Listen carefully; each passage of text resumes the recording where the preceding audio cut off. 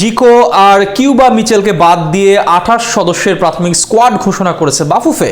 তবে দলে রয়েছেন সমিত সোম, ফাহমিদুল ইসলাম, তারেক কাজিরা। রোববার ঘোষিত এই স্কোয়াডে রয়েছে নতুন এক মুখ।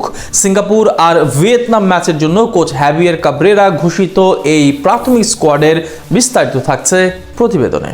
আগামী 26শে মার্চ ভিয়েতনামের বিপক্ষে তাদের মাঠে একটি প্রীতি ম্যাচ খেলবে বাংলাদেশ ফুটবল দল। এরপর 31শে মার্চ সিঙ্গাপুরে এফসি এশিয়ান কাপ বাছাই পর্বে স্বাগতিকদের মুখোমুখি হবে হামজা চৌধুরীরা। আর ভিয়েতনাম ও সিঙ্গাপুরের বিপক্ষে আসন্ন এই ম্যাচ দুটিকে সামনে রেখে 28 সদস্যের প্রাথমিক দল ঘোষণা করেছে বাংলাদেশ ফুটবল ফেডারেশন বাফুফে।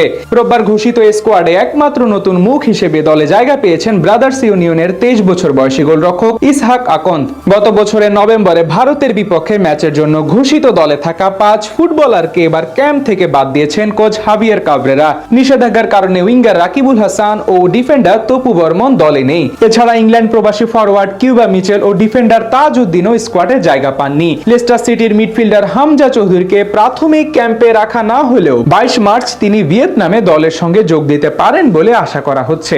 আর ইনজুরি কাটিয়ে দলে ফিরেছেন ডিফেন্ডার বিশ্বনাথ ঘোষ, মঞ্জুরুর রহমান মানিক ও ইসা ফয়সাল। তরুণ স্ট্রাইকার মিরাজুল ইসলাম, অভিজ্ঞ রফিকুল ইসলাম ও সুমন রেজাও দলে ফিরছেন।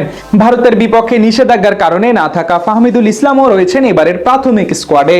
ক্যাম্পে যোগ দিতে খেলোয়াড়দের আগামী সোমবার ঢাকার একটি হোটেলে রিপোর্ট করতে বলা হয়েছে। রোববার বাফুফে কর্তৃক ঘোষিত 28 সদস্যের এই স্কোয়াডটি মূলত তারুণ্য অভিজ্ঞতার এক ভারসাম্যপূর্ণ সমন্বয়ে গঠিত হয়েছে, যেখানে প্রতিটি বিভাগের খেলোয়াড়দের সুনির্দিষ্ট রয়েছে কৌশলগত দায়িত্ব।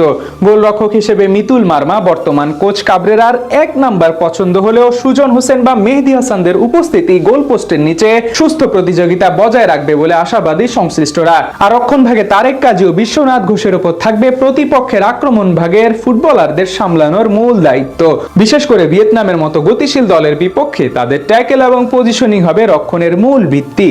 দুই উইং ব্যাকে সাদউদ্দিন ও রহমত মিয়ার ওভারল্যাপিং আক্রমণ যেমন গতি বাড়াবে, তেমনি দ্রুত নিচে নেমে রক্ষণ সামলানো হবে তাদের জন্য বড় এক চ্যালেঞ্জ। অন্যদিকে মাঝ মাঠে জামাল ভুঁইয়া এবং সোহেল রানা গেম মেকার হিসেবে ভূমিকা রাখবেন। আর মাঠে স্পটলাইট থাকবে মূলত তরুণ সেন্সেশন শেখ মোরসালিনের ওপর। তার সৃজনশীল পাসিং এবং দূরপাল্লা শট যে কোনো মুহূর্তে ম্যাচের মোড় ঘুরিয়ে দিতে পারে। অপরদিকে মোহাম্মদ হৃদয়ের পরিশ্রমী ফুটবল মাঝ মাঠে বাড়তি শক্তি যোগাবে। আক্রমণ ভাগে সুমন রেজার অভিজ্ঞতা এবং ফিজিক্যাল ফুটবল ডি বক্সের ভেতর জায়গা তৈরি করতে সাহায্য করবে অন্যদের জন্য। অন্যদিকে মিরাজুল ইসলাম ও রফিকুল ইসলামের গতি কাউন্টার অ্যাটাকে সিঙ্গাপুরের রক্ষণকে অগোছালো করে দেওয়ার মতো সক্ষমতা রাখে। আর হামজা দেওয়ান চৌধুরীর অন্তর্ভুক্তি যে এই দলের চেরি অন দ্য টপ সে কথা বলাই বাহুল্য। ডিফেন্সিভ মিডফিল্ডার হিসেবে রক্ষণ ভাগ ও মাঝ মাঠের মধ্যে তার সমন্বয় সাধন দেশের ফুটবলে এক অবিশ্বাস্য মাত্রা যোগ করেছে।